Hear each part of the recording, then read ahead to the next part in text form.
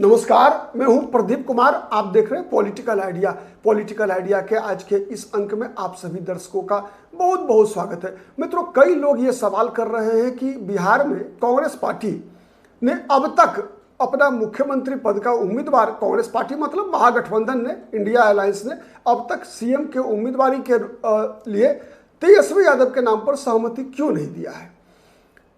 ये कोई बहुत बड़ी बात नहीं है। अगर आप लगातार राहुल गांधी के लीडर ऑफ ओपोजिशन बनने के बाद से अगर कांग्रेस पार्टी की रणनीति में आए हुए बदलावों को अगर आप को रिलेट करेंगे तो आपको इसका स्पष्ट संकेत मिल जाएगा कि अभी ही नहीं बल्कि आने वाले चुनाव के दिन तक राहुल गांधी तेजस्वी यादव को इस चुनाव में मुख्यमंत्री पद का उम्मीदवार स्वीकार नहीं करेंगे। भले ही यह संभव है कि चुनाव के बाद तेजस्वी यादव ही मुख्यमंत्री बने, लेकिन चुनाव से पहले तेजस्वी यादव के मुख्यमंत्री पद की उम्मीदवारी की घोषणा नहीं होगी महागठबंधन की तरफ से। यदि इंडिया अलायंस बिहार में यदि कांग्रेस रही तो, जिसकी 100% संभावना है कि कांग्रेस महागठबंधन में ही रहेगी, तालमेल भी रहेगा राष्ट्रीय जनता दल के साथ, लेकिन कांग्रेस पार्टी एक रणनीति के तहत तेजस्वी यादव के नाम का मुख्यमंत्री पद के लिए उम्मीदवारी एडवांस में घोषित नहीं करेगी। मैं क्यों कह रहा हूं, तो मैंने बताया पहले ही आपको कि कई ऐसी घटनाएं घटी हैं साल भर के अंदर जिससे ये संकेत मिलता है। मैं एक एक करके आपको हर संकेत को जोड़कर आपको समझाने का प्रयास करूंगा। लेकिन सबसे बड़ा जो एक कारण जिस कारण से राहुल गांधी ने, आपने देखा कल भी अररिया में एक पत्रकार सम्मेलन के दौरान राहुल गांधी से जब ये पूछा गया कि तेजस्वी यादव ने 2029 में होने वाले लोकसभा चुनाव के लिए राहुल गांधी आपकी नाम का घोषणा प्रधानमंत्री पद के उम्मीदवार के रूप में कि राहुल गांधी को प्रधानमंत्री बनाने के लिए आप लोग आगे आइए, राहुल गांधी के हाथ को मजबूत कीजिए, लेकिन क्या कारण है कि अब तक कांग्रेस पार्टी ने राहुल गांधी की मुख्यमंत्री पद की दावेदारी पर सहमति नहीं प्रदान किया है। तो राहुल गांधी ने क्या किया?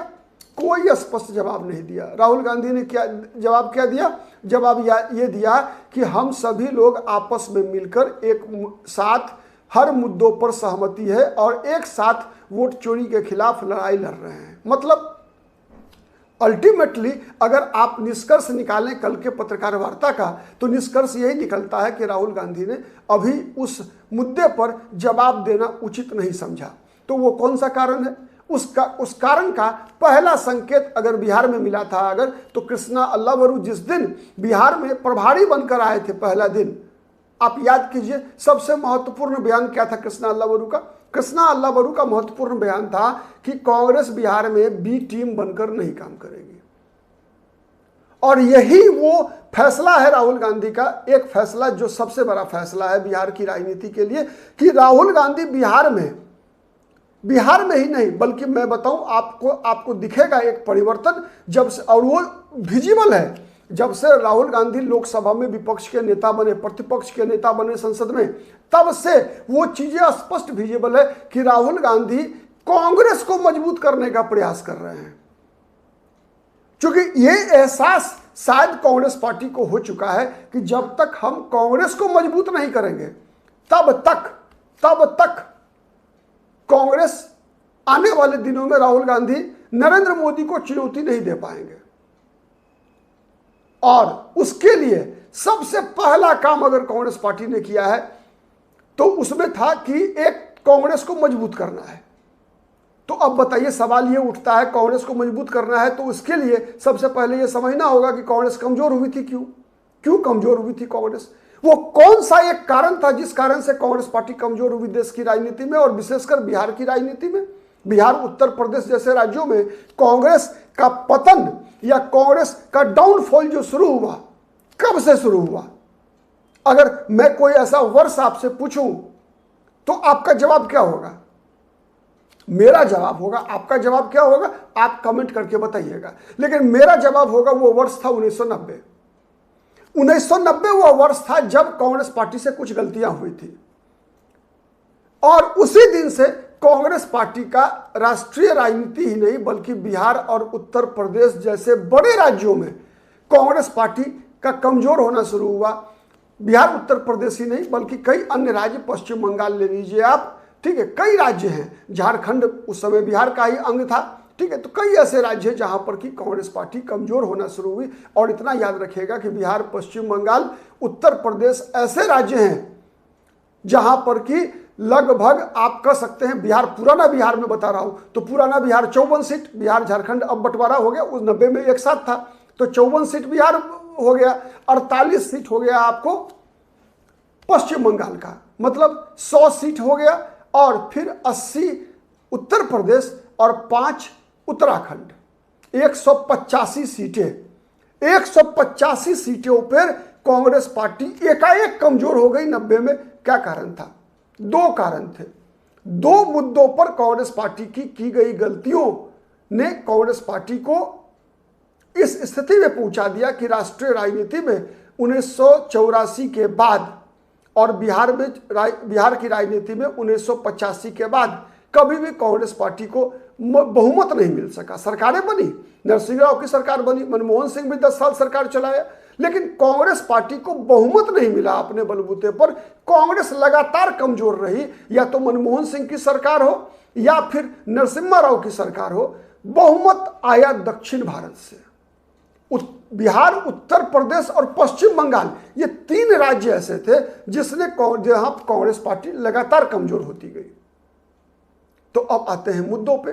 2 बड़ी घटनाएं घटी थी मित्रों 1990 में। 1990 में कहा जाता है 90, लेकिन वो एक आंदोलन शुरुआत हुआ था देश के अंदर 1989 में, राम जन्मभूमि का आंदोलन। 1989 में शिला पूजन के माध्यम से भारतीय जनता पार्टी और विश्व हिंदू परिषद ने पूरे देश में राम मंदिर के लिए समर्थन में आंदोलन करना शुरू किया। शिला पूजन, राम शिला पूजन, उसमें राम शिला पूजन के दौरान जितने शोभा यात्राएं निकलती थी, देश के कई शहरों में दंगा हुआ। कई शहरों में दंगा हुआ। बिहार में की अगर हम बात करें तो भागलपुर का दंगा सबसे प्रमुख दंगा रहा, और यह दंगा भी शुरुआत हुई थी रामशिला पूजन के कारण ही। 1989 की बात है। उसके बाद 1990 में 89 में चुनाव हार गई कांग्रेस पार्टी। विश्वनाथ प्रताप सिंह प्रधानमंत्री बने। विश्वनाथ प्रताप सिंह के प्रधानमंत्री बनने के बाद जब राम जन्मभूमि का आंदोलन बढ़ा, रथ यात्रा शुरू हुई लाल कृष्ण आडवाणी की, तो बिहार में गिरफ्तार किया गया लाल कृष्ण आडवाणी को। उसके बाद बीजेपी ने केंद्र की सरकार से समर्थन वापस ले लिया। लेकिन बीच में एक और, सितंबर में एक और घटना घटी 90 में।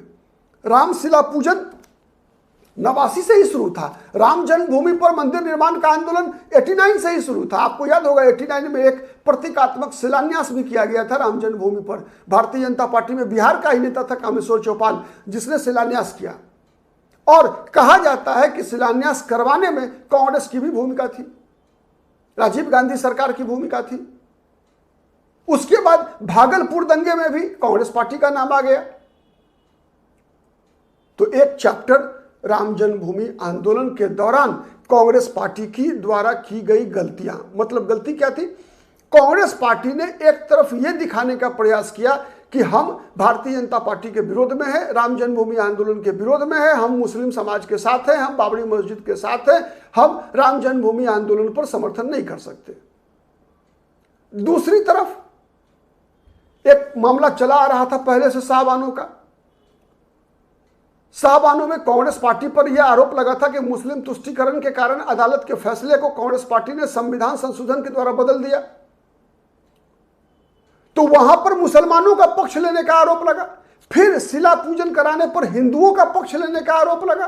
फिर उस पर रोक लगाने का, कार्रवाई करने का, बीजेपी के खिलाफ प्रोटेस्ट करने का।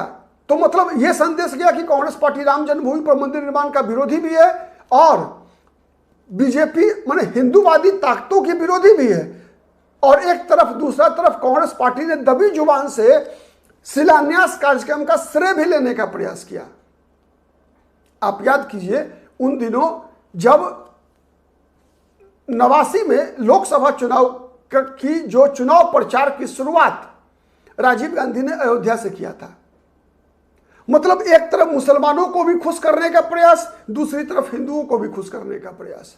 अयोध्या से राजीव गांधी ने चुनाव प्रचार की शुरुआत की थी। एक तरफ शाहबानों के मामले में मुसलमानों का पक्ष लेना, फिर राम मंदिर निर्माण के मामले में एक तरफ विरोध भी करना और दूसरी तरफ शिला पूजन करवाने का श्रेय भी लेना। परिणाम क्या हुआ? न माया मिली न राम, न हिंदू बचा न मुसलमान बचा। बीच में क्या हुआ कि लालू प्रसाद यादव और मुलायम सिंह यादव ने मुसलमानों के समर्थन में बड़ी मजबूती से अपनी ताकत दिखाई। तो कांग्रेस का जो मुस्लिम वोट बैंक था वो पूरा का पूरा छिटक गया और साथ ही हिंदू भी नाराज। अब हिंदू नाराज तो हो गए, लेकिन साथ ही आप देखिए ये तो चलता रहा 89 से लेकर लगातार चलता रहा ये चीजें। लेकिन 90 में जब विश्वनाथ प्रताप सिंह ने मंडल आयोग की कमीशन की रिपोर्ट को लागू किया, उसके बाद कांग्रेस पार्टी ने मंडल आयोग की रिपोर्ट के लागू होने का विरोध कर दिया। और जितना नुकसान कांग्रेस पार्टी का राम जन्मभूमि आंदोलन पर ढुलमुल रवैये का नुकसान कांग्रेस पार्टी को नहीं हुआ, उससे ज्यादा नुकसान कांग्रेस पार्टी को हुआ मंडल आयोग के विरोध करने का। मंडल कमीशन के विरोध करने का परिणाम स्वरूप क्या हुआ कि बिहार, उत्तर प्रदेश जैसे राज्यों में सवर्णों के अलावे समाज के जितने भी वर्ग थे सब कांग्रेस पार्टी से टूट गए, हिंदू समाज के। और जब मुलायम सिंह यादव ने 90 में परिंदा नहीं मार सकता 2 अक्टूबर, 30 अक्टूबर और 2 नवंबर को अयोध्या में गोली चलाई, तो मुलायम सिंह यादव उत्तर प्रदेश में और लालकृष्ण आडवाणी को गिरफ्तार करने वाले लालू प्रसाद यादव बिहार की राजनीति में मुसलमानों के सबसे बड़े नेता बनकर उभर गए। तो कांग्रेस के साथ केवल सवर्ण के अलावे कोई नहीं बचा। और फिर क्या हुआ? 1997 आया, 95 तक सवर्ण बिहार में कांग्रेस के साथ थे। कुछ टूटे थे राम जन्मभूमि हिंदुत्व के राजनीति के कारण, कुछ टूटे थे। लेकिन जब 1997 में सीताराम केसरी कांग्रेस पार्टी के अध्यक्ष थे, केंद्र में देवगौड़ा की सरकार थी, लालू प्रसाद यादव देवगौड़ा के बाद गुजराल की सरकार बनी, लालू प्रसाद यादव जेल जाने लगे तो राष्ट्रीय जनता दल में टूट हुई। नीतीश कुमार, रामविलास पासवान, ये सब के सब बारी बारी से अलग हो रहे थे। बिहार में भी विधायक दल में बंटवारा हो गया। लालू यादव बिहार विधानसभा में जो जनता दल का विधायक दल था उसमें बंटवारा हो गया। लालू प्रसाद यादव का बहुमत का आंकड़ा नीचे आ गया। सीताराम केसरी अध्यक्ष थे। सीताराम केसरी ने अपने विधायकों के बल पे लालू प्रसाद यादव, राबड़ी देवी की सरकार को बचा लिया। मतलब बिहार के जो सवर्ण कांग्रेस के साथ हुआ करते थे, उन्होंने भी लालू प्रसाद यादव और राबड़ी देवी की सरकार को समर्थन देने के कारण कांग्रेस का साथ छोड़ दिया। परिणाम क्या हुआ? परिणाम यह हुआ कि कांग्रेस पार्टी के पास कहने के लिए समाज का एक भी वर्ग नहीं बचा। सवर्ण चले गए 2 कारण से। पहला, राम जन्मभूमि पर आंदोलन शुरू हुआ तो उसमें कुछ हिंदूनाइजेशन के कारण गए, और मोटा जो हिस्सा था सवर्णों का वो गया, इसलिए कि लालू प्रसाद यादव की सरकार को, राबड़ी देवी की सरकार को कांग्रेस पार्टी ने अपने विधायकों के बल पे अपने जितने भी विधायक थे सबको मंत्री बनवा लिया था और बनाकर सरकार को बचा लिया था। तो इस कारण से सवर्ण सबके सब जो बचे थे कांग्रेस में, वो सबके सब चले गए। फिर कांग्रेस छोड़कर बीजेपी, और तब तक नीतीश कुमार का भी उदय हो गया था बिहार की राजनीति में। तो बीजेपी और नीतीश कुमार का जो गठबंधन था उसके साथ जो है पूरा सवर्ण चला गया, मुसलमान चले गए आरजेडी के साथ, और जो दलित वर्ग था कांग्रेस पार्टी का जो वोट बैंक था वो तो 90 में ही मंडल आयोग के लागू होने के बाद जो तिकड़ी चौकड़ी बनी बिहार की राजनीति में, बिहार से लेकर उत्तर प्रदेश में भी कह लीजिए, मायावती कांशीराम का भी उदय उसी दौरान हो रहा था। उसी दौरान मायावती कांशीराम भी बड़े नेता के रूप में उभर रहे थे, मुलायम सिंह यादव पिछड़ों के नेता के रूप में उभर रहे थे। और बिहार में तो सबसे बड़ी चौकड़ी थी लालू प्रसाद यादव, रामविलास पासवान, शरद यादव, नीतीश कुमार, ये 4 बड़े चेहरे थे बिहार की राजनीति में। और नीतीश कुमार की समता पार्टी में कुशवाहा जाति के भी बड़े बड़े नेता थे। शकुनी चौधरी संस्थापक, जो आज सम्राट चौधरी हैं, उनके पिता संस्थापक सदस्य थे। तो कांग्रेस पार्टी के पास समाज का कोई भी वर्ग नहीं बचा। अब राहुल गांधी ने जो फैसला किया, अब वो समझिए आप कि राहुल गांधी ने जो फैसला किया कि नहीं, राहुल गांधी ने यह स्वीकार किया कि कहीं ना कहीं कांग्रेस पार्टी से गलतियां हुई। पहला, सबसे पहला चीज, कभी भी किसी भी सुधार का पहला कदम क्या होता है? पहला कदम यह होता है कि आपने जो की हुई गलतियां हैं उसको स्वीकार लीजिए। राहुल गांधी, आप याद कीजिए, तालकटोरा स्टेडियम में पिछले महीने कांग्रेस पार्टी का पिछड़ा वर्ग महासम्मेलन था। राहुल गांधी ने इस बात को स्वीकार किया कि पिछड़े वर्गों के इंटरेस्ट को प्रोटेक्ट करने में कांग्रेस पार्टी से गलतियां हुई। यह पहला एडमिशन था कांग्रेस पार्टी की तरफ से। और जब से Rahul Gandhi leader of opposition बने हैं, तब से आप देखिए किन किन मुद्दों पर राहुल गांधी की राजनीति चल रही है। दलित के मुद्दे पर, पिछड़े वर्गों के मुद्दे पर, उससे पहले जातिगत आधार पर जनगणना कराने का राहुल गांधी ने दबाव बनाया केंद्र सरकार पर। तेलंगाना में देखिए जाति के आधार पर जनगणना हुई, उसके बाद पिछड़े वर्गों के लिए आरक्षण की सीमा बढ़ाने का एक प्रस्ताव वहां की कैबिनेट और विधानसभा ने पास किया हुआ है। तेलंगाना की राजनीति, कर्नाटका की राजनीति को देख लीजिए, तेलंगाना की राजनीति को देख लीजिए, तो आपको हर संकेत मिलेगा। फिर बिहार में आ जाइए, बिहार में लगातार राहुल गांधी 7 महीने से घूम रहे हैं। कौन था बिहार प्रदेश अध्यक्ष आज से मार्च से पहले? कौन था विधायक दल का नेता बिहार में आज से साल भर पहले? बिहार में कांग्रेस के बड़े 5 चेहरों का नाम अगर आपसे पूछा जाता तो कौन होते पहले, आज से साल भर पहले तक? आज क्या स्थिति है? राहुल गांधी ने स्पष्ट कहा कि दलित समाज का हम निजी क्षेत्र में आरक्षण की बात राहुल गांधी ने उठाई। दलितों के मुद्दे पर, बाबा साहब भीमराव अम्बेडकर के मुद्दे पर, संविधान के मुद्दे पर राहुल गांधी जिस प्रकार से सक्रिय हैं, कन्हैया कुमार को आगे करना। कन्हैया, एक बात याद रखिए, कन्हैया कुमार से कन्हैया कुमार की जाति का वोट नहीं आने वाला है, लेकिन कन्हैया कुमार के अग्रेसन से समाज के वंचित पिछड़े दलितों का वोट कन्हैया कुमार अट्रैक्ट कर सकते हैं, अल्पसंख्यकों का वोट प्रभावित कर सकते हैं। पप्पू यादव के आने से किसका फायदा हुआ है? राजेश राम को प्रदेश अध्यक्ष बनाने का मकसद क्या है? शकील अहमद खान को नेता विधायक दल बनाने का मकसद क्या है? बिहार में कृष्णा अल्लावरू को प्रदेश का प्रभारी बनाने का मकसद क्या है? कई देवेंद्र यादव राष्ट्रीय सचिव है कांग्रेस पार्टी के, क्या मकसद है? बिहार के जो सह प्रभारी हैं किस समाज के हैं? आप सब कुछ आपके सामने है, आप देख सकते हैं कि राहुल गांधी ने वो गलतियां जिन कारणों से कांग्रेस पार्टी 89 से लेकर 90 तक राम जन्मभूमि और मंडल कमीशन पे जो कांग्रेस पार्टी की ढुलमुल रवैया रही, ठीक है, कि हम सबको साध लें, हम किसी को नाराज नहीं करें, हमसे कोई नाराज नहीं हो, और उस समय में जो ढुलमुल रवैया रहा कांग्रेस पार्टी का, उसी का कीमत अदा करना पड़ा और उसको सुधारने का लगातार राहुल गांधी प्रयास कर रहे हैं। यही सबसे बड़ी परिवर्तन है कांग्रेस पार्टी का। और यही परिवर्तन आप गौर कीजिए कि तेजस्वी यादव को जब वो मुख्यमंत्री पद के उम्मीदवार के रूप में समर्थन नहीं देने की बात करते हैं, मकसद क्या होता है? मकसद ये होता है कि राहुल गांधी अब कांग्रेस पार्टी के अपने जो बिछड़ गए नाराज वोटर्स को दोबारा वापस लाना चाहते हैं, दोबारा वापस लाना चाहते हैं। दलित को, पिछड़ा वर्ग को, अल्पसंख्यक को, सबको अपने साथ जोड़ना चाहते हैं। यह मुख्य मकसद है और यह कांग्रेस पार्टी की नई योजना है। और इसी मकसद के सहारे, इसी रणनीति पर चलकर राहुल गांधी को पता है कि थोड़ा बिहार में जो सामाजिक समीकरण बना है विगत 10-15 वर्षों के दौरान, आप देखेंगे कि तेजस्वी यादव और आरजेडी, मतलब आरजेडी का जो बेस वोट बैंक है ना, उससे अन्य वर्ग जल्दी नहीं जुड़ पा रहे हैं, तेजस्वी यादव से नहीं जुड़ पा रहे हैं। आप याद कीजिए, आज से साल भर पहले की बात मैं बता रहा हूं, जब तेजस्वी यादव ने यादवों के एक कार्यक्रम में जाकर यादवों से कहा कि आप लोग चाहिएगा, मतलब यादवों को कहा कि आप चाहिएगा, आप लोग चाहेंगे तभी मैं मुख्यमंत्री बन पाऊंगा। क्यों? इसलिए कि आप समाज के अन्य वर्गों को अपने साथ जोड़िए, आपके कारण और लोग टूटते हैं, आप जोड़ते नहीं हैं। और यही डर राहुल गांधी को है, जिस कारण से तेजस्वी यादव के मुख्यमंत्री पद की उम्मीदवारी का अब तक राहुल गांधी ने समर्थन नहीं किया।